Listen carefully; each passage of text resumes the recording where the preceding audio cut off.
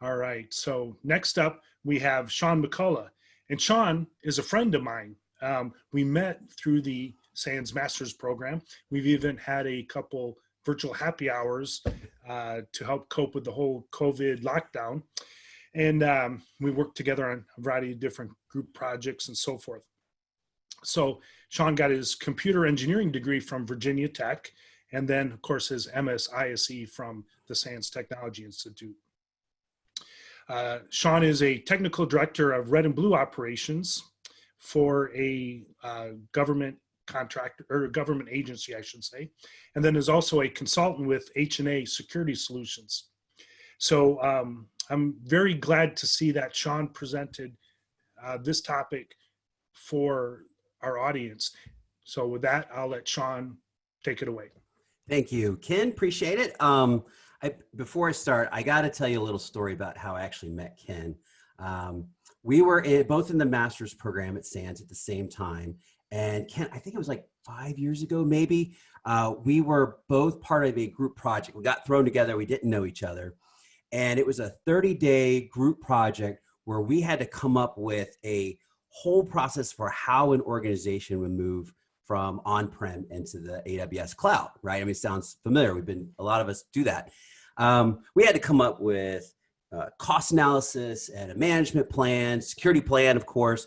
And also we had to demonstrate how you would build and destroy and operate the actual applications from this, this fake company. And I remember one night, Ken and I are trying to debug this script that I broke. And I was like, man, Ken, this is a lot of work for this class. I'm just surprised that SANS is having us do that. And that's when Ken tells me that what we were doing for this project was actually his idea. He had pitched the idea for moving a fake company to the cloud. And so all the work was his fault. But, Ken, I got to tell you, I'm really thankful for being on that project, because not only did I get to meet you and became friends, but I really did learn a lot. It was one of my favorite classes that I had in SANS. It kind of brought me to this topic today. And it's one of the things that we talked about when we did that class was, if you are building, if you're figuring out how to move into a cloud environment, you're probably spending a lot of time trying to figure out what applications do I just lift and shift, and which ones do I actually have to, rework somehow. And we talk about the applications in S3 and Lambda and all this really cool stuff, but we don't talk about the infrastructure we use to manage our virtual machines. A lot of times we just lift and shift that. We just do what we've been doing on-prem. So what I wanted to do was talk to you guys about how maybe you could approach VM management in the cloud a little bit differently, and in a way that not only will improve your security, but maybe give you some new operational capabilities that you didn't have before. And one of the reasons why this is such a big deal is because if you've ever worked in IT operations, it takes a long time and a lot of manpower to manage the patch cycle process for a virtual machine. If we were live right now, I would ask you, how many of you have done this kind of process? And a bunch of you would probably raise your hand, and it would be very slowly, because it's a very sad, difficult thing that you have to do. I've done it, I know it. And the reason is because we go through this process where, on the slide here, you look, we start at 12 o'clock at discovery. It's Patch Tuesday. There's a new patch that's come out. We've got to deploy it to all our environments. All right, so first we're going to inventory our environment. What systems need to be patched? Which ones have to be off limits because of other reasons? We analyze those patches, and then we plan for how we're going to do the deployment. Then we implement the patches, and 10% of those break, so we got to remediate them somehow. We validate it works, and then we report back. And then we just do the cycle all over again, and it's frustrating. At the end of the 3 days, 2 weeks, however long it takes in your organization, you've got virtual machines. I mean, you have the same thing you started. There may be a little bit more secure, and that's great, but it's still the same thing. And I kind of look at it this like when I had to get a new roof put on my house. There was a bunch of shingles that had blown off during a storm, and I had somebody come out and they said, yeah, it's a new roof. And I remember writing a check and going to work. And I remember coming home that evening, driving into my driveway and looking up and like, oh, it looks like a roof. Like it looks like the same roof I had before, even though I wrote this check. It wasn't exciting like a new TV or something like that. And I kind of feel like that's what happens with our patch management process. So what I really want to do is figure out, can we speed this up? Can we make it more operational capable in the cloud?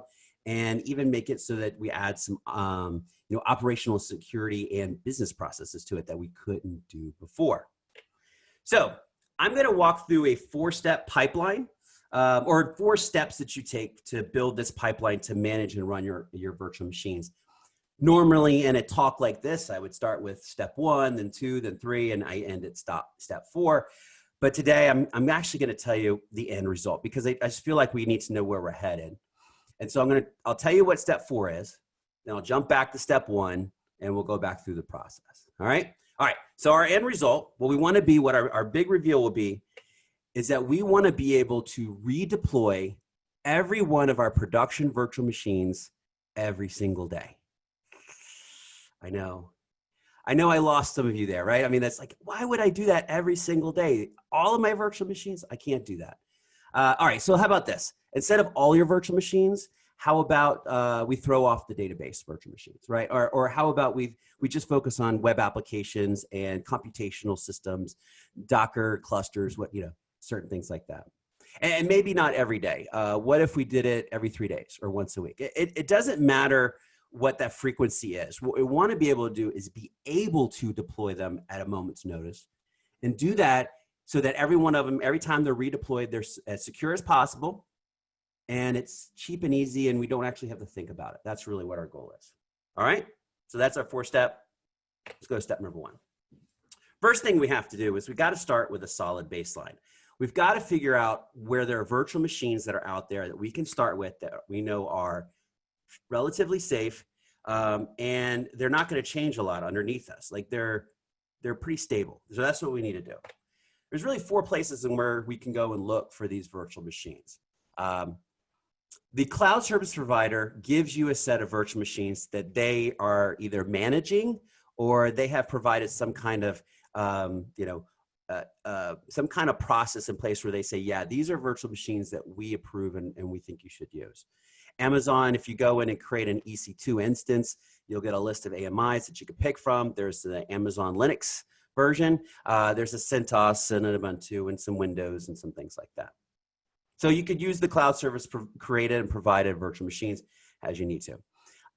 The major service providers also have a marketplace, and the marketplace is where you'll have companies come and say, here's a virtual machine, and usually they've got some kind of application attached to it, right? So they're pitching some product that they run, that they want you to buy, and they'll provide you the virtual machine already configured to use it.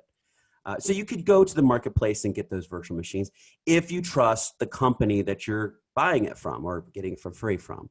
It's up to you to make sure that system is good. Microsoft, Amazon, Google, they're probably only doing cursory evaluation of those marketplace virtual machines. Mostly they're just validating that the company will pay them, really is what it is. You could also go and get a virtual machine that is just shared, and you don't know who it is, but you can go and search for these virtual machines that are out there put out by strangers. This is a bad idea. I would not recommend doing this. It's possible if you know who the person is, if it's from a company that you are working with, or you feel like they are safe and they're secure and they have a standard baseline that's not going to change out from underneath you. But you can use that sharing process. But I really wouldn't recommend doing this unless you know who it's coming from. Fourth, you know what? Let me say this about that. If you are, let's assume that you're part of the security team and you're managing infrastructure that your dev teams are pushing out there for your products. If you are hosting and managing a node-based application, 60 to 80% of the code that you're serving was not written by your dev team. So you're already using software and tools from people that you just don't know who they are. But I don't recommend you do that with your virtual machines. Okay. Fourth place you can go to is on-prem. You could build your virtual machines, build an image, package it up, and import it into the cloud service companies or into the cloud. So the 3 major ones have the ability to do this. It's fairly easy. If you already have a process on-prem to do that, use the same virtual machines on-prem and in the cloud. You could definitely do that. All right, so we have this baseline, and we're going to go from left to right on this base in this pipeline, excuse me. And we start off with our baseline. So in this particular company, they're going to have Amazon's Linux version 2, some Windows Server, CentOS 7 and CentOS 8. There's two different dev teams, and for whatever reason, one of them can't use 8 and they'll use 7. There's an Ubuntu version, and then some strange thing from the marketplace. You got to make sure that these are fairly secure. They're probably not where you want them to be. That's our next step. But you got to make sure that they are pretty stable, that they're not going to be, libraries you depend on that'll be ripped out of them the next version that's released from wherever you get these from. Okay. All right. That's our first step. First step is to start with a solid baseline. The second step is we want to use some kind of orchestration service to patch and prepare these to be given to your development team. Here's what I mean. We're going to use an orchestration service. Ansible, HashiCorp's got a couple products you would use. The cloud providers have some. I'm actually going to talk about one at the end of this from Amazon. Chef, Puppet, whatever it is. It doesn't really matter so much. A bunch of scripts that are cobbled together. You could use those. But you want to take that baseline virtual machine that you've gotten from your provider, and I recommend that you patch it, and then patch the operating system, patch all the standard libraries, install anything that is required from an IT operation or security purpose. So if you are required to follow the CIS benchmarks, apply those benchmarks. There's code out there to do that. If there are certain security policies that you're implementing, you can do that here. So for instance, logging has to be turned on, or you have a host intrusion detection system that has to be installed on all your virtual machines, or maybe all your Windows virtual machines. You can do that at this point. And then what you'll do is you will spin up your original virtual machine that you got from this, from wherever you're getting it from. Let's say the Amazon Linux 2. You've spin up to an actual running virtual machine. You apply your patches, your CIS benchmarks. You delete users that you don't want on there, whatever the preparation is. And then you take a new snapshot. Now you have a snapshot for your dev team in which they can safely build whatever the application is that they're building and hosting. They can build off of that secure new image. So it would look like this. We start on the left-hand side with our baseline image. The gray here is spinning up a virtual machine, running some scripts to install patches, install host intrusion detection systems, whatever it is, and then creates a snapshot and makes that available to your dev teams so that they can take it and implement their code on top of it. All right. So that is our step 2. Step 3, the third thing you might want to do, you would definitely want to do, is you want to build a new image that's not being deployed, maybe, but is deployable. There's a big difference. This is where the development team would take that image and would install, let's say the dev team is for the marketing team, there's the web developer, and the web developer is managing the marketing website, right? We'll just use a simple case there. They would install Nginx, they would set up configurations, they would do additional things that has to be done. They'll drop the marketing website maybe onto that virtual machine, and then they create a snapshot. So the dev team is installing application-specific libraries and configurations, and possibly the code to run it. The reason I like splitting it up between the two, and we'll do links page. The reason I like spinning up between the two is that your dev team is probably going to change the code fairly often. And it may be faster than you're changing you would patch the systems.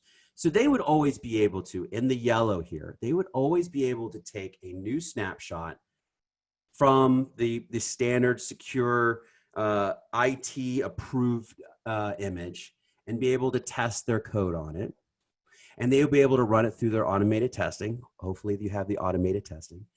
And they would be able to test it and say, yeah, this is actually going to work. If there's a change that happens to those gray systems, it's probably a patch. It's probably nothing significant in terms of that would mess up the development team. That is the hope.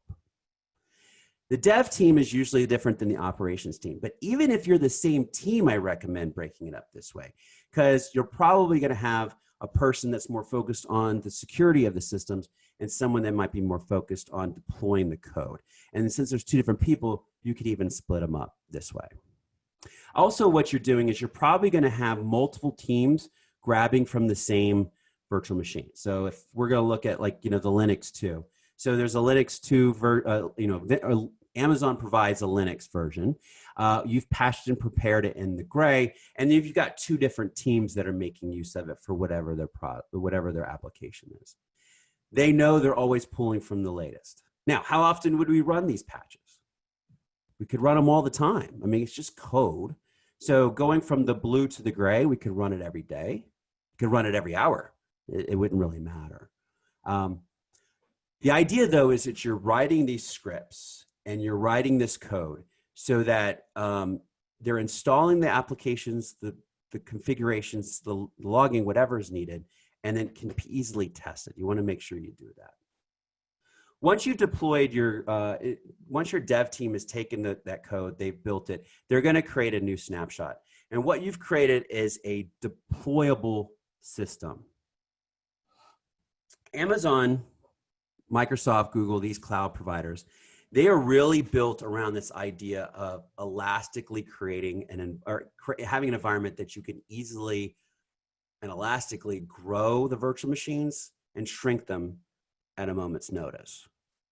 In an on-prem environment, you probably were building let's say you have an application, it's a web app, and between 10 a.m. and 4 p.m. is when all the heavy use is. So you deploy a virtual machine that will handle that max load, and then it just runs like all night. So at midnight, it's the same size system. You don't really want to do that in a cloud environment because you're paying for that, right? So what you really want to do is, instead of having one gigantic virtual machine running your web application, you have multiple web applications running on multiple virtual machines behind a load balancer. And you use something called an auto-scaling group. And I'm using Amazon terms, but they're very similar in Azure and Google. But that auto-scaling group will spin up those systems when it knows it needs to and spins them down. It does that by going and grabbing a virtual machine AMI or whatever the case in Azure. But they're grabbing that virtual machine from somewhere that's ready to go. But we saw in our pipeline that we can deploy those virtual machines at a moment's notice. So our auto-scaling group is going and grabbing it. With this process, if you have elasticity, if you've built this for elasticity, you could scale up rapidly and scale down really easily. And you're always going to be scaling up with the most recent system.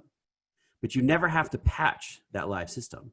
Let's say that process we were looking at, we run this every hour, maybe going from blue to gray and then gray to yellow. We could run that on an hourly basis that's automated. We could run it on a daily basis. However often it runs, that is the system that is at the most recently patched. So you may never have to go patch a live system again. So that whole loop we were going through before, where we're trying to figure out, all right, what's out there? How do I, what do I do with it? How do I patch it? What happens when it doesn't patch properly and remediate? We don't have to do that whole process anymore, at least for patching and updating.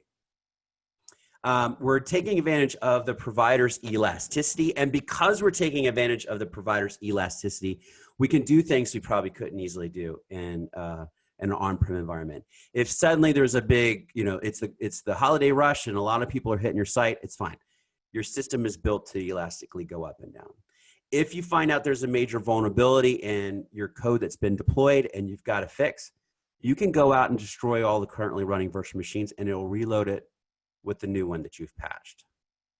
You can destroy and redeploy on schedule, or you could have just let the cloud provider elastically grow and shrink. So in production systems that we're running, they'll spin up and spin down during the course of the day. It always will destroy the oldest first. So in a 24-hour period, most of our virtual machines have been reloaded anyways, at least in 3 days. We've rebuilt all of our virtual machines. So now some interesting things come up. If I don't patch a live system, do I need to actually SSH into it ever? Maybe not. Maybe if there's debugging or remediation, but certainly not for daily maintenance. Maybe you never have to do that again. Do you have to scan a live system? You might have to because you're you're required to for whatever reason. But if you have systems that are growing and shrinking at a moment's notice, you never have to really patch a system because you just destroy it and build a new one. Maybe you don't have to do vulnerability scans on a regular basis. So we've gotten to the end of our little pipeline here. We've taken from our baseline here on the left-hand side. We have built some kind of code that is going to patch it and prepare it for the development teams. This is where we can codify our security policies, which I love that idea when we talk about things like infrastructure as code and how we can leverage that in the cloud. You now have teams that can say, this is the security policy, and we implement that at the infrastructure level. You have your development teams that will grab the gray box, so the gray AMI, will implement their own code on top of it, and then prepare it and provide it so it's available for your auto scaling system, which is I guess that's orange on the right-hand side. And now Amazon or Google or Azure can take those AMIs, spin them up, spin them down based off of the need. And you now have this elasticity you've built into the system. You don't have to patch it. You may not have to do much remediation, which may reduce your threat on those systems itself, on those live systems. Makes it really nice. All right. A couple of things you can do to simplify this, make this easy, because I spent, 20 minutes here kind of walking through slides. It sounds easy, but it's not. There's a lot of things that can go wrong when you do this. You're taking a lot of your effort and putting it in the front of your process. In the beginning, you're doing a lot of development and design and deployment and all that kind of stuff. Well, once it works, it usually is pretty smooth, assuming that your baseline images are pretty standard. I've had situations where I've used baseline images that were from another organization, and they made changes, and it blew me up in the middle of the day. But as long as your baseline images are safe and pretty steady, then it sounds like it could be easy, but you're having to do a lot of work up front. So here are 4 things that I believe will make this a little bit simpler to build and to operate. First one, I should read it. First one is we simplify the process where possible. One of the big problems you have in this, this fake picture here of this company, they've got a CentOS 7 and a CentOS Ace and Ubuntu and Windows, and each one of the gray boxes and each one of the yellow boxes is code, right? Someone has written scripts that do some kind of evaluation or some kind of installation, hopefully doing some testing and preparing. And any one of those codes, something can go wrong. So let's figure out how to reduce it. So this is a good time where you can go back to your organization and say, hey, it's going to be CentOS 8 or more likely CentOS 7 or Windows. I'd like to get rid of Windows, but let's say here's our Windows version. Here's our CentOS version. We're going to use Linux too for Amazonish kind of things. And then maybe there's some marketplace images that are very specific. Significant reduction in your amount of work you have to do in your pipelines does probably mean that your development teams might have to change their code. But they'll change that code one time to move it over from CentOS 7 to CentOS 8, but that'll keep you from constantly having to manage additional pipelines. So it actually works out in a long run. So simplify where possible. Another thing I recommend is to build monitoring and response to problems early in your process. I've had cases where we've built code, application code, pipelines, things like that. And we get to the end, we're like, okay, how do we know if it goes down? And we have to go back into the code and you have to add checks and balances. My recommendation when you do any kind of infrastructure as code, any kind of event-driven architecture design inside the cloud or any of this kind of stuff, you build your ability to monitor and alert and respond at the beginning.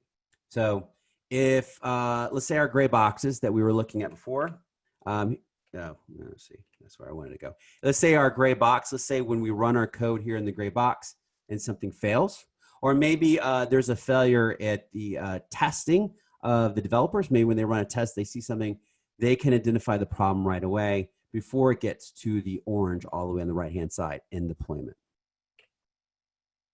All right. I also do recommend offloading as much as possible to the cloud service provider. I realize a lot of people don't like that. I've worked in a lot of organizations. I've seen a lot of organizations. They have awesome engineers. And they're like, I want to build this widget this way. And I know Amazon has a similar widget, but it's not as awesome. And what happens is sometimes you can end up managing this widget forever, and it's not really core to your business. I like trying to offload as much to the cloud service provider as much as possible, because you've already decided to go in with them. You're already paying them a fair amount of money. Using, instead of using Rabbit MQ, you use SNS and SQS is not a huge leap, and you don't have to monitor a lot of stuff, or you don't have to build and maintain things. Same is true in this process we're talking about. Amazon has this thing called Image Builder. I will state this up front. I like Image Builder. It's interesting. I haven't put it into production yet, so I would assume there's some limitations with it. It's fairly new.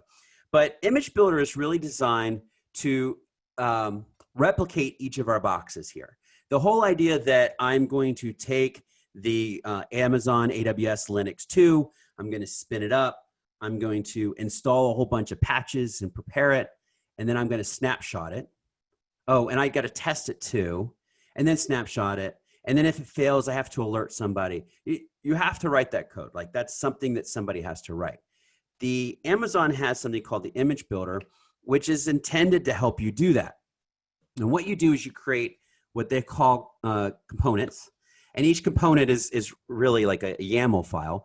And the YAML file will specify how to run some kind of scripting.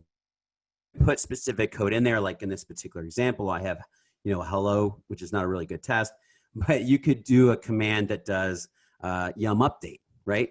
And that will run that command and will update the packages on that system. You could have one that installs Nginx. You could have a component that installs your proprietary code. It could go and pull, more detailed scripts from S3 or your code repos, whatever it is, and it can build these. But what you do is you build a component, which is an individual installation, and you can also build a test, which is another component, which is just a testing of it. So I can say, here's my Nginx installation component, and then you can build a tester for that Nginx. And you can run those, the Image Builder will run those on a particular image, and if it succeeds, if the test succeeds, it will snapshot the AMI and alert. If it fails, it will go back and will give you an alert.